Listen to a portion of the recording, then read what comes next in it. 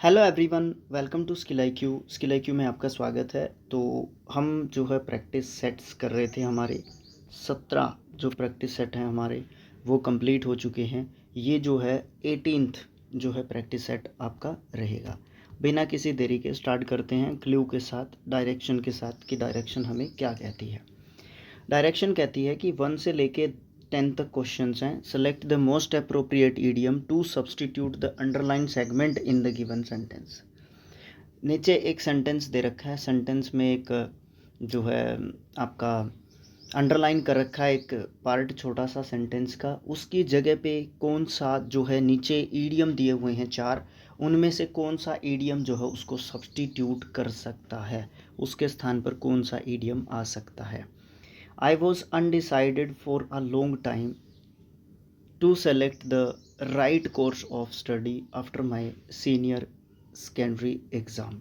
देखो, I was undecided for a long time, इसका मतलब क्या है कि मैं जो है बहुत ज़्यादा जो है सोच रहा था और लंबे समय तक ये सोचता रह गया कि क्या कोर्स ऐसा हो स्टडी के रूप में कि मैं करूं अपने सीनियर सेकेंडरी एग्ज़ाम के बाद। तो मुझे बहुत ज़्यादा जो है परेशानी का सामना करना पड़ा था उस समय पे। तो undecided for a long time हमारा अंडरलाइंड है। इसका मतलब है कि लंबे समय तक सोच ना पाना। एक और इसका सीधा सीधा मतलब क्या बनता है कि डिसाइड ना कर पाना कि क्या आप जो है करना चाहते हैं।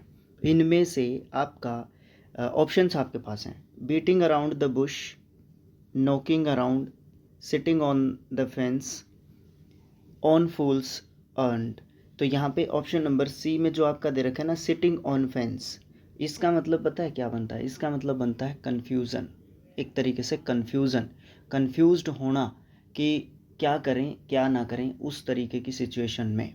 ठीक है, तो वो चीज़ हमारी बताती है sitting on the fence, undecided for a long time के लिए। नेक्स्ट जो क्वेश्चन है वो है, my final round of spell bee competition is coming up and to win this event I need to study hard for today। Study hard, बहुत ज़्यादा कठिन मेहनत करना। इडियम्स हैं हमारे पास: pour my heart out, hit the books, burn the books, cut to the chase. देखो, option number B में हमारा जो लिख रखा है हिट द बुक्स, इसका मतलब है कि बहुत ज़्यादा कठिन मेहनत करना, बहुत ज़्यादा कठिन मेहनत करना, लगन और सार्थकता के साथ जो है पढ़ाई करना, पढ़ाई के ऊपर पूरा फोकस एक तरीके से करना, हिट द बुक्स होता है। नेक्स्ट क्वेश्चन आता है हमारा, I hope you break a leg at your performance tonight. यहाँ पे अच्छा, यहाँ पे अंडरलाइन नहीं कर रखा क्या? ओहो, यहाँ पे आपका जो है अंडरलाइन सेगमेंट होगा ब्रेक अ लेग। ठीक है, ब्रेक अ लेग, ओके। और ब्रेक अ लेग जो है आपका क्या बताता है कि कोई भी परफॉर्मेंस है उसके लिए हम जब किसी को क्या करते हैं, शुभकामनाएं देते हैं, ब्रेक अ लेग बोलते हैं। वो हमने समझा था कि थिएटर वाले जो कलाकार होते हैं वहाँ से ये जो है अपना इडियम निकला है। ठीक है, तो परफॉर्म वेल यही हमारा सही आंसर है। बाकी ऑप्शंस देख लो। गिव अप ये एक फ्रेजल वर्ब होता है, give up, hurt your self, make a mistake. तो यहाँ पे ऑप्शन नंबर 1 जो है सही आंसर होगा। नेक्स्ट जो आपका क्वेश्चन आता है वो आता है 4th क्वेश्चन। एडजस्ट कर लेते हैं अगर हो जाए तो। हाँ, हो गया। Our team is all on the same page, all on the same page ये हमारा अंडरलाइंड सेगमेंट होगा maybe. When it comes to our goals for the upcoming project, all in the same page का मतलब क्या होता है? All in the same page का मतलब होता है be agreement, be in agreement. All in the same page का मतलब होता है कि एक समान राय रखना, या आपने जो बोल दिया उसके ऊपर मेरा विश्वास है, ठीक है कोई बात नहीं, आप इसी तरीके से, हम इसी तरीके से काम को आगे बढ़ाएंगे। तो वो चीज़ आपकी आती है बी इन अग्रीमेंट या फिर all on the same page. Be unsure नहीं होता, बी इन कन्फ्लिक्ट नहीं होता, बी कन्फ्यूज्ड भी नहीं होता। ठीक है, नेक्स्ट क्वेश्चन आएगा हमारा 5th क्वेश्चन। 5th क्वेश्चन क्या कहता है? ये कहता है, you can not throw dust into my eyes. आँखों में धूल झोंकना, सीधी सीधी बात ये है, धोखा देना है ना। Terrifying me, abuse me, hurt me, mislead और डिसीव मी। ऑप्शन नंबर 4 आपका यहाँ पे सही आंसर होगा। नेक्स्ट क्वेश्चन है Adam failed his examination but his dad came and said just one thing, son don't cry ever, what has happened as it can not be fixed. मतलब जो कुछ भी हुआ वो फिक्स नहीं होता, ये चलता रहता है। It is the part and parcel of our life, है ना, ये हमारी ज़िंदगी का हिस्सा है, ये तो जो है होता जाता रहता है। इस तरीके की चीज़ें उसके पिता ने उसको बताई। तो इनमें से कौन सा इडियम इस चीज़ को क्लियर करता है? Don't cry over spilt milk, सही बात है। जब दूध नीचे गिर ही गया तो उस पर क्या रोना, अब फेल हो ही गए तो उस पर क्या रोना और क्या जो है और चीज़ों के बारे में सोचना। तो ये don't cry over spilled milk जो है हमारा होगा इसका सही answer. Having an ace up the sleeve, नहीं, fair and square beside yourself with joy. तो यहाँ पे हमारा आंसर तो पहले ही ऑप्शन में आपको देखने को मिल गया था। तो बाकी तो ऑप्शंस एक तरीके से पढ़ने ज़रूरी हो जाते हैं कई बार, ऑप्शंस के द्वारा भी चीज़ें बहुत सीखने को मिलती हैं हमें, है ना।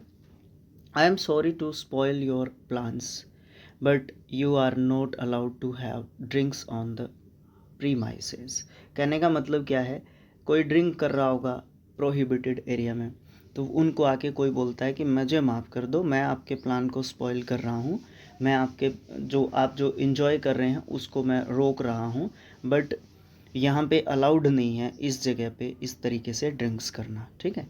तो यहाँ पे आता है storm in a ketchup sorry the whole 9 yards, rain on your parade, like a cakewalk. Option number C, rain और your parade, rain on your parade. इसका मतलब क्या है कि एक बुरी खबर लेके आना, और बुरी खबर लेके आके उस आपने जो योजना बना रखी थी ना, उस बुरी खबर के कारण वो योजना क्या हो जाती है, तहस नहस हो जाती है, एक तरीके से वो योजना ख़राब हो जाती है। तो वो वाली चीज़ हमें देखने को मिलती है, ठीक है।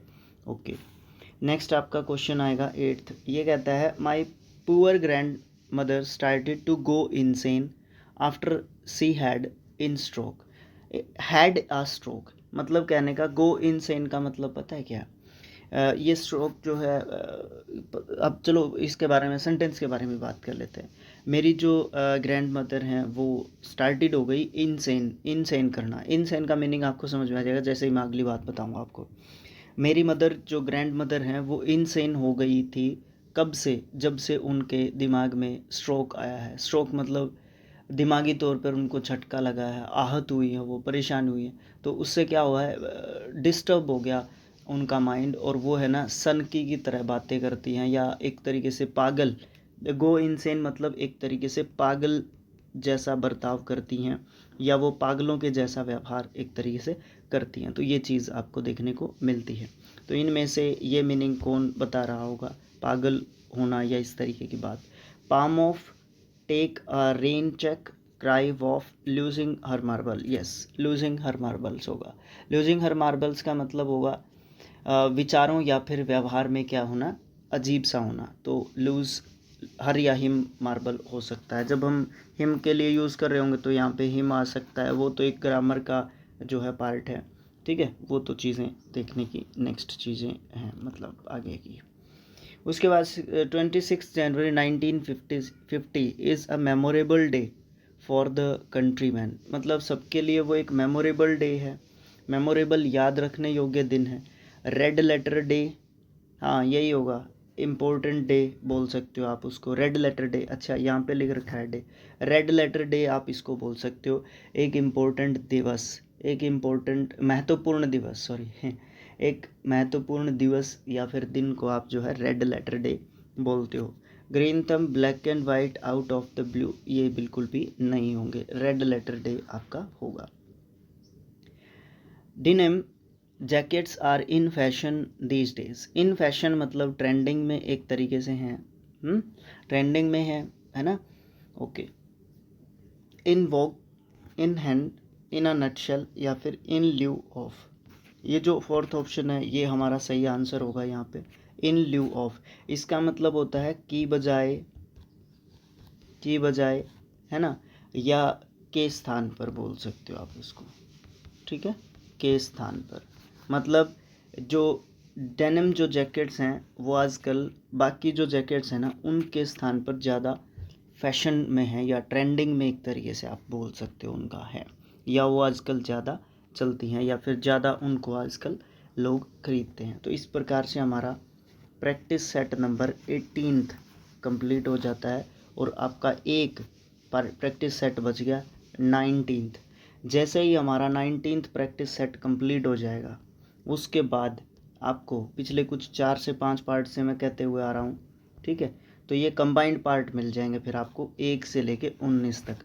टोटल आपके 190 क्वेश्चंस एक मैराथन की तरह आप इसको ले सकते हो। बड़ी एक्सप्लेनेशन तो है ही, वो तो आपने देख ही लिए, सभी पार्ट्स को हम कंबाइंड करके डाल देंगे, ठीक है। वीडियो को आपने देखा तो वीडियो को आप लाइक कर सकते हो, चैनल को सब्सक्राइब कर सकते हो, ठीक है, और भाई साहब कमेंट कर सकते हो, ठीक है, ओके। अच्छा भाई, अगर अच्छा लगा है तो ज़रूर से आपके पास एजुकेशनल ग्रुप होंगे, वहाँ पे आप इसको शेयर कर सकते हो, ठीक है। Okay, thanks for watching, thank you so much. मिलेंगे नेक्स्ट जो पार्ट होगा हमारा उसमें। Thank you.